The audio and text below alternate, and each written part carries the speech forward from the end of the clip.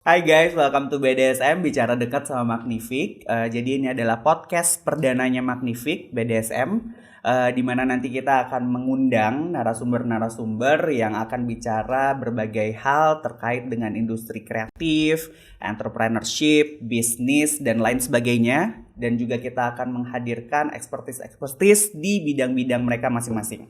Mereka nanti akan cerita terkait dengan bagaimana perkembangan industri saat ini, bagaimana inovasi-inovasi itu bisa berlangsung, dan apa saja mungkin yang bisa di-sharing ke teman-teman terkait untuk misalnya membangun bisnis, atau bisa jadi menjadi leader yang baik, atau bahkan mungkin untuk mempertahankan bisnis masing-masing dan semakin berkembang.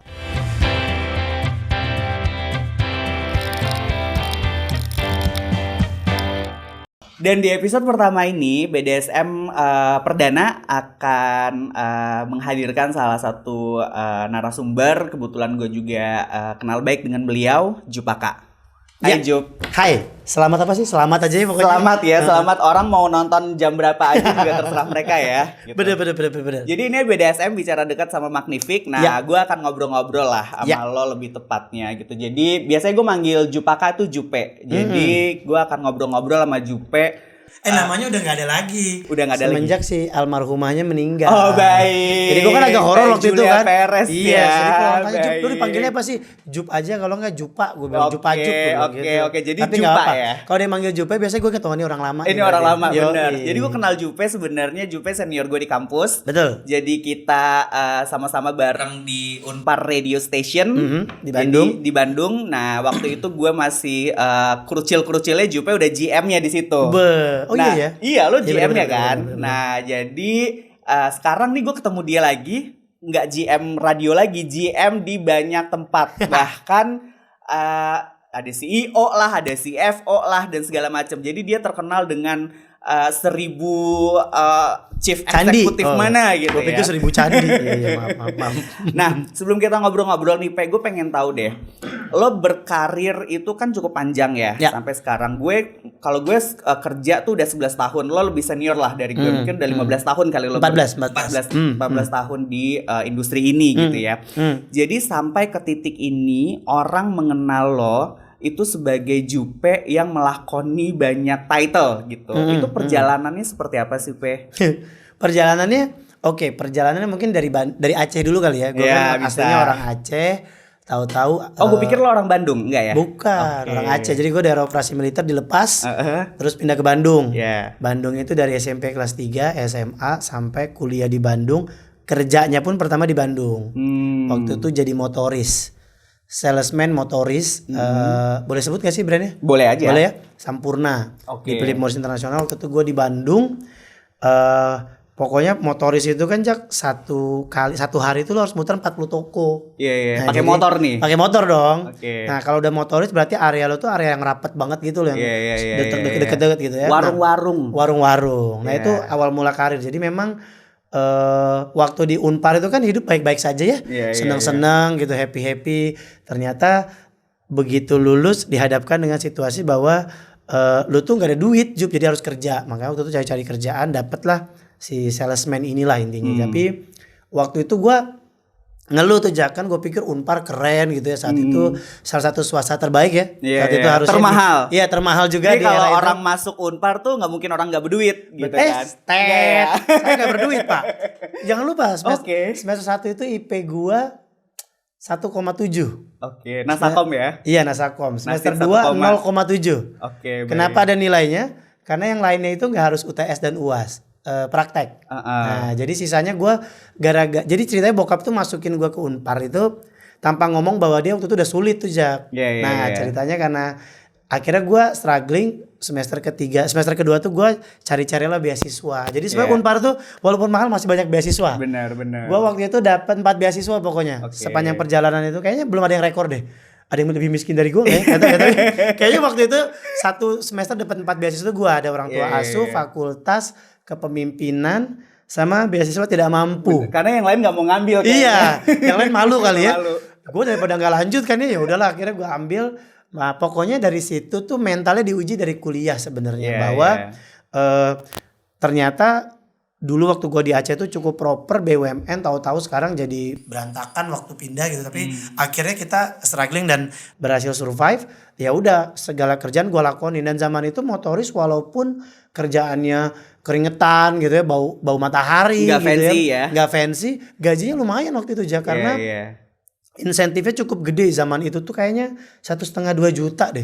Zaman 2010-2009. Jadi gede sih. Jadi mau orang bilang apa juga keren walaupun pakai baju coklat gitu seragam gitu ya, tapi ya udah dari situlah dimulai sampai Pak Helmi bilang gue sih kutu loncat gitu ya, Helmi Yahya. Jadi karena dari situ gue pindah perusahaan. Nah, pindah pun gue punya motivasi bukan karena pengen cari yang lebih baik, tapi lebih pengen punya penghasilan lebih banyak. Nah, sesimpel itu aja. Jadi mindsetnya adalah uang dulu nih yang gue cari nih. Iya, gitu dulu tuh gue sempat ditentang banyak orang termasuk orang tua.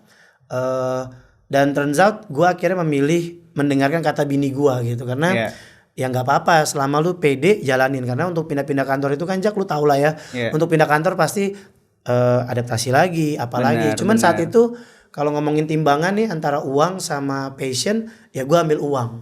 Tapi gitu. Passion lu apa nggak penting passion? Nah, passion ada. Akhirnya passion yang gue punya itu gue lempar ke anak gue sekarang. Karena gue per hari ini pun gue gak bisa ngejar passion sih Pak. Karena ada pegawai yang harus gue biayai gitu kan. Gue sangat takut buat cut orang gitu. Jadi passionnya gue kesampingkan. Ada, passion gue ada. Gue sangat suka banyak hal tapi akhirnya tersingkirkan untuk ya siapa suruh dulunya miskin. Jadi gue harus build legacy gitu loh.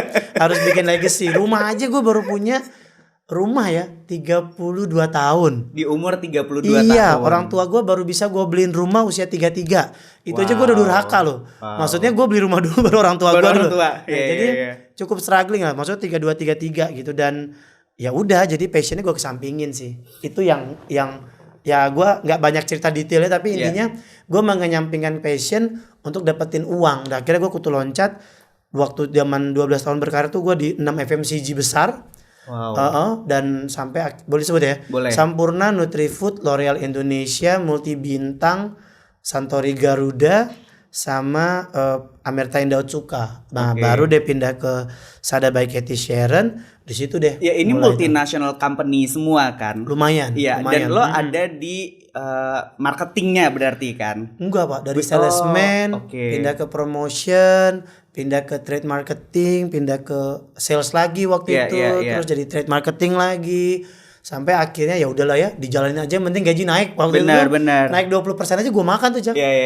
Karena dulu nambah, yang penting nambah dulu, udah deh, terserah deh pokoknya naik karena kedekatan gue sama teman-teman yang gue pindah itu masih deket tuh Jak.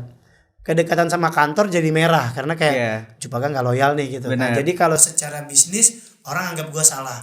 Kutu loncat tadi. Iya, tapi pertemanan sama mereka tuh malah tambah banyak temen Jak. Tapi dari kutu loncat ini ya lo mungkin bertahannya cuma 1-2 tahun sih satu perusahaan. 2 tahunan lah. 2 tahunan lah. Kecuali pokoknya ada beberapa perusahaan yang gue pindah cepet. Iya. Itu tuh Multi Bintang. Itu di hijack semua tuh?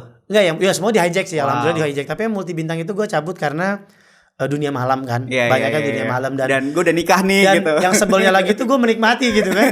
Jadi bini gue pas waktu itu lagi di Unilever Singapura kan. Terus kayak dia tuh cuma bilang gini, sayang katanya, lu mau berapa lama di dunia kayak gini? Mau sampai kapan lo? Itu jam 4 subuh tuh Beb, baru pulang nih kita habis party ya kan. Oke, gue resign deh gitu. Nah, by the time gue bilang resign itu ada offering dari Santori. Jadi emang blessing aja. Satu lagi Otsuka tuh cuma 3 bulan. Kenapa gue pindah? Karena kultur perusahaannya waktu itu gak cocok. Nah, tapi kebetulan ya memang karena niat lu baik kali ya Pak ya. Dapat aja yang lebih baik kemudian gitu sih.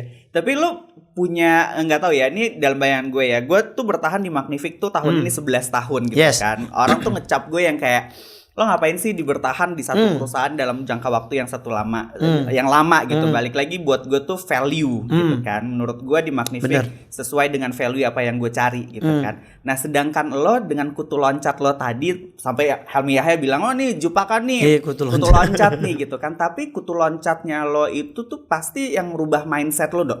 Enggak ya? Sebenarnya depends on your mindset. Agree sih Pak. Apa yang kalau kata anak Gen Z sekarang manifest ya kan? Ya benar. Di karir itu cuma ada 2 jalur tadi kan, kutu loncat atau lu jalur lurus ngikutin karir. Buat gua nggak ada yang salah.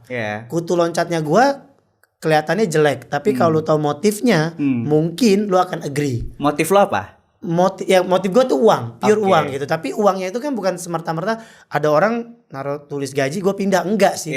Ada banyak backgroundnya. Kayak Nutrisari itu kenapa Nutrifood gue pindah? Gue tuh peminum Nutrisari dari dulu. Nah jadi ada story behind-nya. L'Oreal saat itu gue penggemar Garnier Men yang fans berat banget sama L'Oreal Men Expert. Jadi gue tuh ada behind-nya, tapi kalau mau di breakdown tuh banyak banget alasan kenapa gue mau pindah. Dari sekian banyak yang gue tolak sebenarnya gitu. Jadi nah ada teman-teman gue kayak bini gue yang satu perusahaan udah 7 tahun 12 tahun dan dia menikmati proses itu. Apakah salah? Enggak Pak, justru gue tuh pengen punya perusahaan yang rumahnya nanti orangnya tuh kayak lu tuh Jack, yang bisa bertahun-tahun gitu. Karena untuk punya motif kayak gue banyak juga yang gagal Pak. Ada tim gue dulu dia akhirnya jadi kutu loncat. Alhamdulillah saking kutu loncatnya dia ada yang dia nggak lolos probation, ada apa. Jadi sebenarnya nggak se-fancy itu juga sih kehidupan si kutu loncat ini sih. Jadi buat gue pribadi nih Jack, kalau tanya hari ini, gue malah pengen punya rumah yang perusahaannya orang-orangnya kayak lu Jack. 5 tahun minimal 5 tahun deh. Setelah itu dia dapat better offering, better option, better position, take it lah. Cuman kalau bisa ngobrol kayak lu nih, ini tim lu udah berapa tahun? 12 tahun. Itu yang gue idam-idamkan sih. Gitu sih. Tapi akhirnya lo enggak deh, gue berhenti deh nih dari bekerja sebagai budak korporat gitu kan. Bahasa sekarang kan budak korporasi gitu loh. Betul. Dan sekarang tuh lo udah punya, gue nggak tahu lo mendefinisikan diri lo sebagai apa ya, brand builder atau marketing advisor atau strategic advisor, karena gue lihat terlalu banyak nih. Kalau gue catat nih ada Shop Official, ada Nama Beauty, Kick Avenue, For West, Gongcha, Dua Coffee dan lain-lain sebagainya lah gitu. Dari ada yang lo memang build dari awal, ada yang lo terlibat untuk jadi apa strategic advisor gitu. Nah kapan sih sebenarnya lo enggak deh gue berhenti deh korporasi, gue pengen jalan di jalannya gue gitu loh, sampai akhirnya lo melakoni banyak hal ini loh Pe. Itu orang dan nggak mudah kan. Ini baru di sini nih gue kasih tahu ya sebenarnya. Jadi pilihan itu muncul karena ternyata gue tuh gini, kalau kalian pegawai korporasi terutama FMCG I can assure lu nggak akan punya waktu untuk jadi entrepreneur. Trust me, been there, done that many times, many years ago. Dan bahkan punya mindset entrepreneur aja nggak akan bisa di situ. Itu udah aku yakin deh, udah nggak usah sok kepintaran deh guys. Karena gue udah di sana dan tidak mungkin. Jadi satu ketika di perusahaan gue yang terakhir yang cuma 3 bulan tadi, gue nggak culture fit. Guanya ya nggak culture fit. Lu bayangin surat tetap gue tuh dari 3 bulan gue udah terima 2,5 bulan sebelumnya. Jadi saking oke-nya ditawarin tapi gue nggak ambil. Tiba-tiba ditawarin sama temennya bini gue untuk pindah ke Sada by Cathy Sharon, dan gue bilang ini mungkin agak dadakan nih gitu kan, dan dunia yang berbeda juga nggak sih? Startup itu beda banget kan. Startup terus tiba-tiba harus market utamanya perempuan, beauty lagi gitu cepet kan. Lagi kan. Kalau startup tuh cepet banget gitu. Cepet habis duitnya, cepet habis pusingnya gitu ya. Jadi cepet banget. Jadi gue ambil keputusan di situ, dan di tengah-tengah disitulah gue mulai kebuka jalannya sih Jack, karena gue ketemu banyak orang. Jadi networking lo terbukanya di situ ya. Di situ sadar. Makanya gue nggak pernah berhenti berterima kasih buat Cathy sama Widi yang waktu itu bawa gue, karena disitulah gue mulai ngebuka bahwa gila ya, jadi entrepreneur tuh ternyata gue punya kemampuan untuk lain-lain. Bahkan fun fact-nya adalah di Nama ini gue udah dapat posisi CMO di salah satu FMCG. Gue reject Pak. Wow. Seriusan? Iya, karena kok seberani itu Bapak nge-reject CMO loh di perusahaan FMCG? Ya itu sih sebenarnya udah 3-4 kali offering Pak sebenarnya. Jadi gue akhirnya turn down the offer karena gue bilang sama bini gue, gimana nih, ambil nggak? Nggak usah lah, karena pada akhirnya yang dicari bener sih duit gitu. Kayak sekarang gue sama bini gue nih Jack, kalau ngomongin gaji tinggian bini gue nih. Kalau satu perusahaan. Kalau keroyokan 23-23-nya nih baru kalah nih bini gue gitu. Cuman pada akhirnya ya ini agak bullshit. Uang jadi bukan segalanya, tapi dengan perusahaan-perusahaan kecil itu gue merasa hidup aja sih Pak. Ketemu orang baru, terus nggak tahu sih, lebih seru aja kali ya. Tapi gue setuju sih, uang bukan segalanya. Mungkin kita dari generasi yang sama ya mungkin ya gitu. Tapi kalau kita nggak tahu, Gen Z tuh punya persepsi yang lain, atau bahkan di generasi kita juga orang punya persepsi yang lain juga. Enggak, angle Pak. Ini gue mau kritik dikit ya sebenarnya. Emang dasar deh Gen Z. Gini loh, Gen Z tuh selalu bilang uang bukan masalah, bener ya? Bener. Tapi dia butuh ketenangan hidup. Ketenangan itu dia ke pantai, emang kagak pakai duit. Itu satu. Yang kedua dia butuh healing. Healing emang ke Bandung pakainya apa? Emang pakai travel dia gratis, bayar juga. Bedanya angle kita tuh realistis to the point, duit. Angle-nya mereka tuh self empowerment. Cuman kalau lu breakdown itu butuh duit semua. Self empowerment ini lebih ke egois atau? Enggak sih, kayak cuman menurut gua nggak tahu. Angle kata-katanya berubah aja sih. Kalau dulu kita lebih to the point, lebih ya udahlah ya, mau happy ya gitu kan. Makanya kan dulu kalau jokes kita kan lebih enak nangis di atas BMW daripada nangis di atas Honda Beat ya misalnya gitu ya. Nah, kalau mereka tuh kebalik. Ya gue tuh perlu ketenangan diri gitu-gitu. Gue perlu merasa dihargai. Gue pengen bisa kerja dari mana aja. Tapi di rumah enggak. Gue pengen kerja dari Bali lah. Bali itu butuh duit bu. Gitu. Jadi gue kadang-kadang agak dispute sama kata-kata Gen Z-nya. Karena sebenarnya ujungnya sama sih. Duit aja sih cuman ya. Bener. Gimana lu muter-muterin aja sih Jack. Cuman endingnya sama menurut gue. Iya tapi kan dulu tuh lo ngejarnya duit tuh. Iya. Dulu lo ngejar lo duit. Sekarang lo kejar apa? Sekarang yang gue kejar itu adalah duit juga, tapi gue yang pasti pertama 1.400 pegawai gue tuh hidup. Wow, itu aja sih. 1.400 lo punya pegawai sekarang 1.400. Perusahaannya ada berapa orang? 23. Ada berapa banyak? 23 perusahaan. Itu industri beda-beda. Alhamdulillah beda-beda ya. Dan Gen Z banyak banget di situ. Banyak banget. Nah kita ngomongin leadership deh kalau gitu ya. Nah leadership untuk Gen Z gitu kan, karena perusahaan kan pasti harus sustain. Betul. Ya kan. Salah satunya nggak cuma dari modal, nggak cuma dari strategic marketing lo dan segala macam, tapi SDM. Yes. Nah, mengatur Gen Z ini kan beda nih polanya. Lo gimana sih ngelihatnya? Oke, gua tuh tipikal orang yang kalau di leadership itu people driven. Oke. Jadi salah satu yang gua lakukan adalah merekrut orang yang tepat di posisi yang tepat, gitu ya. Gen Z itu nggak jauh beda sama orang lama yang udah kerja puluhan tahun. Oke. Sama aja. Ya analoginya gitu ya. Analoginya sama aja. Maksudnya setiap perusahaan akan punya orang-orang yang berbeda. Nah, tapi as a leader lo harus punya mindset bahwa seorang leader hakul yakin tidak mungkin bisa bikin semua orang bahagia. Itu udah nggak mungkin deh, udah itu mitos yang beneran fakta sebenarnya menurut gua. Karena jadi kalian jangan benci sama leader-leader kalian nih. Sebenarnya jangan benci karena dia nggak akan pernah bisa nyenengin gitu loh. Bener. Ada lu yang udah 11 tahun, ada Gen Z yang baru 6 bulan seakan-akan perform karena idenya relevan dengan market. Nah, itu tuh ya. Padahal Jaka hati-hati loh. Mungkin kalau nggak ada Jaka 11 tahun yang lalu, Magnific nggak jadi sekarang. Beda Jaka mainnya long term. Si anak-anak muda ini can be viral within a minute gitu. Itu karena jagoannya dia gitu. Cuman coba suruh kelola organisasi, SOP, belum tentu dia bisa fulfill. Jadi ngelit mereka itu sama aja kayak lu ngelit orang yang udah 25 tahun yang udah nggak nyari apa-apa. Pak, saya di sini aja lah Pak, gak usah dinaikin gaji, gak usah naik jabatan. Yang penting saya pensiun damai, BPJS TK saya nggak bermasalah. Bener. Selesai. Sama kan? Banyak maunya juga nih sebenarnya, cuman beda umur. Jadi menurut gue seorang leader pada akhirnya memang, nah bedanya Gen Z tuh lebih speak up. Jadi leader yang emang pusing dong. Nah, ngehadapin orang yang speak up itu lu juga harus punya kesabaran sih Pak. Maksudnya lu juga harus bisa berdamai sama situasi.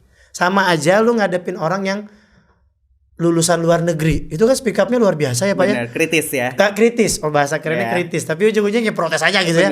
Gua gak setuju gitu. Sama aja sama Gen Z yang memang mereka juga sourcingnya adalah HP instead of pengalaman. Atau data misalnya gitu ya. Data di HP. Bener. Atau ChatGPT. Bener. Atau AI gitu ya. Yang kayak cuman dia nanya gitu. Lah, menurut saya nggak gitu Pak gitu kan. Pada data AI gitu kan. AI itu kumpulan data yang belum tervalidasi secara akurat gitu kan. Tapi they do that gitu. Jadi as a leader ya memang harus bisa.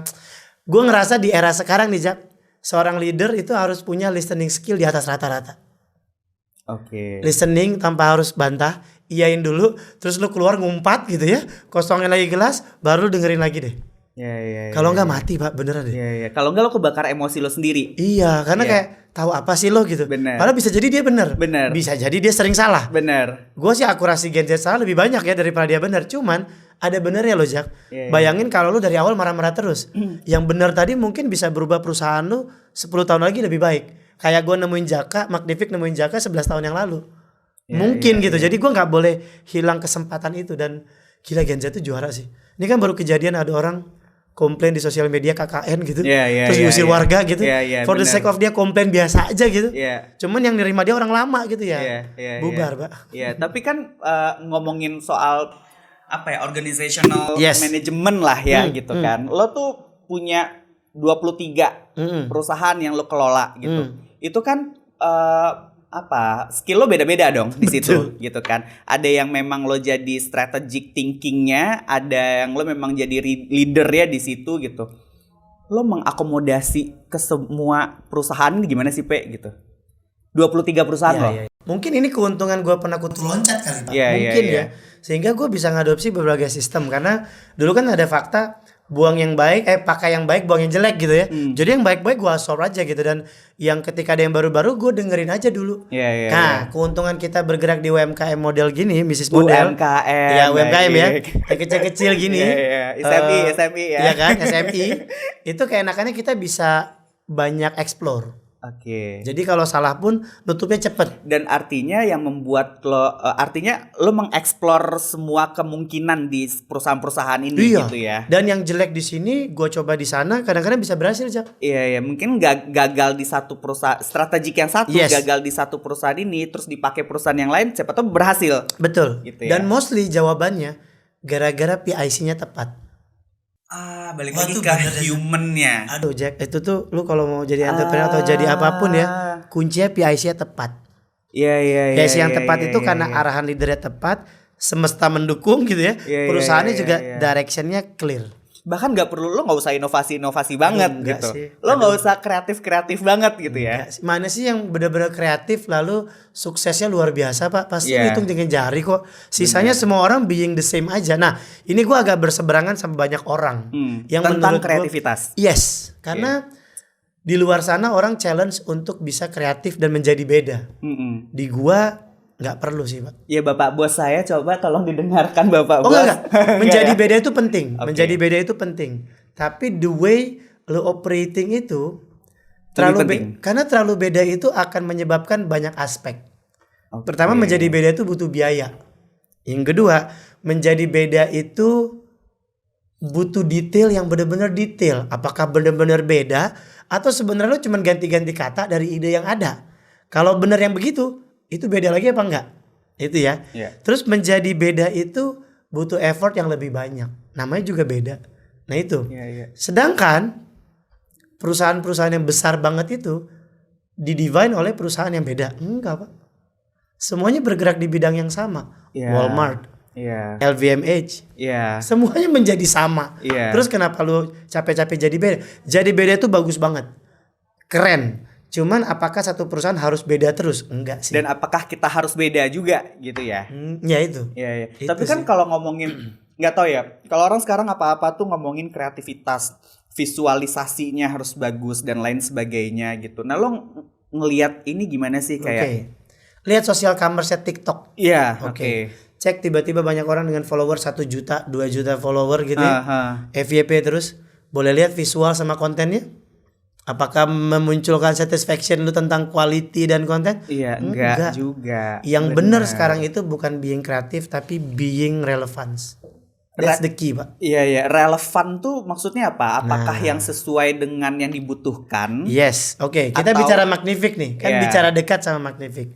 Magnific itu kan kalau gua nggak salah, kalau salah dikoreksi, awalnya PR agency. Yes, benar ya? Correct. Kalau udah PR agency kan berarti lu memastikan suara dari si brand itu didengar ke market yang tepat. Benar ya? Benar. Ya udah. Relevan itu menjadi suara untuk market yang tepat. Oke. Jadi bukan menjadi beda atau menjadi kreatif, tapi target market lu sesuai. Kalau Magnific yang saat ini nempel brandnya udah eksklusif semua, emang perlu ke brand mesh. Kan lu mau jadi relevan nih. Benar. Ya kalau relevansi lu dengan brand-brand yang bagus-bagus tadi, ya lu stick di situ emang salah. Belum tentu salah lo menurut gua. Pertanyaan gua, dari ribuan brand yang premium market, sudah di capture semua belum? Ya belum sih. Ya iya.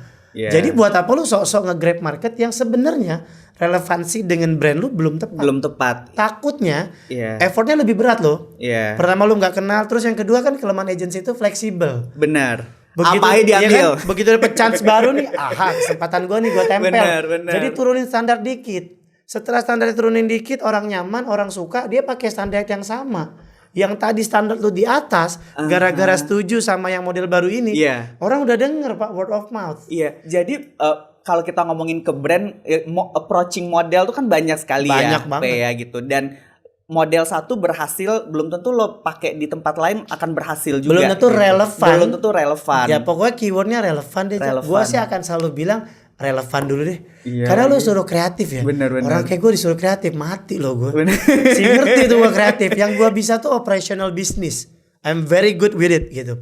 Makanya hari ini gue S2 lagi Jak, biar belajar. Iya, baru karena bisa ya. Baru belajar aja tuh, untuk belajar gue kosongin kelas. Jadi disangka orang-orang tuh gue bakal banyak nanya. Kagak, di kelas tuh gue diem aja saking pengen belajar hal-hal baru. Dan jadi lo gak memunculkan gue adalah pengontrol 23 perusahaan. Enggak. Ya? Akhirnya mereka tahu, tapi pada akhirnya tetap gue jadi gelas yang kosong. Karena gila Pak, susah banget Pak untuk menjadi relevan. Sekarang itu gue harus sering ngobrol sama Gen Z tuh ya. Kalau zaman dulu kita, aduh Jak gue capek banget nih sama bos gue. Itu gitu ya. Sekarang enggak. Jak gila gue bener-bener burn out sama kerjaan gue gitu ya. Setelah didetailin kerjaannya, bang ini kerjaan gue tuh kayak cuma 4 jam beres nih gitu. Ternyata terlalu kulik karena brief lu tuh gak jelas. Lu berharap dia akan kayak Jaka yang udah 11 tahun kerja, ada orang baru masuk, lu suruh kerja kayak Jaka, ya mati Pak. Bener. Kadang-kadang ya bener baik, lagi gue sombong. Enggak, bener-bener lu harus ngerasain lu lebih baik jadi diri sendiri sebelum lu nyalain orang. Gue tuh kalau lu lihat Jak, selalu nyalahin gue dulu baru nyalain orang. Selalu nyalahin gue dulu baru nyalain orang. Itu cara paling gampang untuk tahu yang salah yang mana. Karena kalau udah salah lu akan ngalah. Dan itu skill leadership kan. Skill ya, itu mungkin skill ya. Ya. Jadi yang pertama tadi kalau gue mungkin boleh coba-coba mengcombine ya. Yang pertama tuh listening. Yes. Yang kedua adalah ya sebelum lo reaction ke tim lo harus bertanya ke diri lo sendiri. Iya. Gitu ya. Iya. Salahin aja diri sendiri. Salahin diri lo sendiri. Nanti gitu. lo akan ngerasa gini. Habis itu kan lo marah nih. Oh pantesan gue gak ngasih tahu nih. Tapi kan kalau gue ngerjain capek dong gue gitu. Tapi lo bayangin abis lo ajarin dia, abis itu lo jadi the next Jaka. Lu bayangin kalau Magnific punya 10 orang kayak Jaka, tapi Gen Z semua. Menang Pak di market. Bedanya lu 11 tahun, anak-anak ini masih baru-baru 3-4 tahun dia udah bisa nyusul lu. Jadi lu lihatnya grooming mereka. Jangan lihat capeknya, karena yang namanya ngelit mereka. Eranya beda sih Pak. Wah gila sih. Lu bilang nih, lu kerjain ya brief deck gitu. Tapi lu cuma bilang brief deck. Apa brief decknya apa? Mati gitu kan? Kalau lu makanya lu di sini dan jabatan lu tinggi, karena lu bisa capture dengan anak baru ini brief deck apa? Dia searching dong di Google. Bener, brief deck. Mampus gak lu? Tulisannya nih pengantar gitu kan? Bener. Habis. Bagaimana cara membuat brief deck? Ya gitu kan? Keluarlah yang simple tadi kan? Bener. Padahal yang lu pengen tuh yang kayak lu 5 tahun lalu. Nggak fair buat mereka, sehingga burn out. Habis burn out lu diomongin nih. Paling kuping lu gatal-gatal tiap hari kan. Tapi gatal banget kuping gua diomongin mulu nih gitu. Minggu lagi ada surat resign. Ya kan? Gitu kan. Cerita dianggapnya bos gua gak asik nih, gak bener gitu. Padahal kalau dirunut-runut lagi bisa jadi kita yang lupa sih. Iya. Gitu sih. Tapi balik lagi ke 23 brand tadi ya Pak gitu.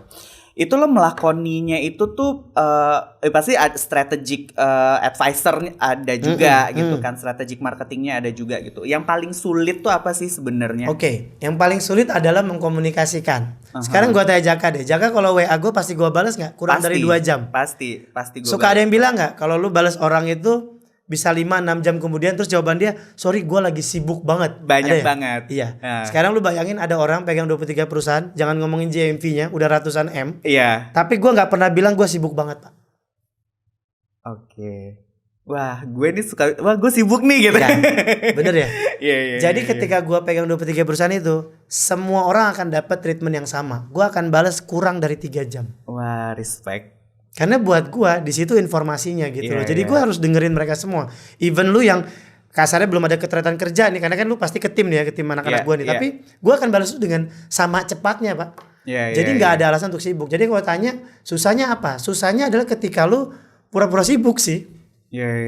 Padahal kalau lu udah di level leaders, kecepatan lu menjawab itu akan mempengaruhi kecepatan perusahaan lu bergerak. Iya, Pak. Iya. Secepat itu Pak perusahaan bekerja. Benar. Kalau lu aja alasannya pura-pura sibuk nih, padahal sebelumnya lu main Mobile Legends ya susah gue. Iya susah, benar. Mau ngomong apa? Bener. Ketika ada calon klien yang mau nge-reach lo dan lo balasnya 2 jam 3 jam kemudian Pak, dia udah ke agensi lain. Turn off kayak oh ya udah. Nanti kita bahas soal agensi kan.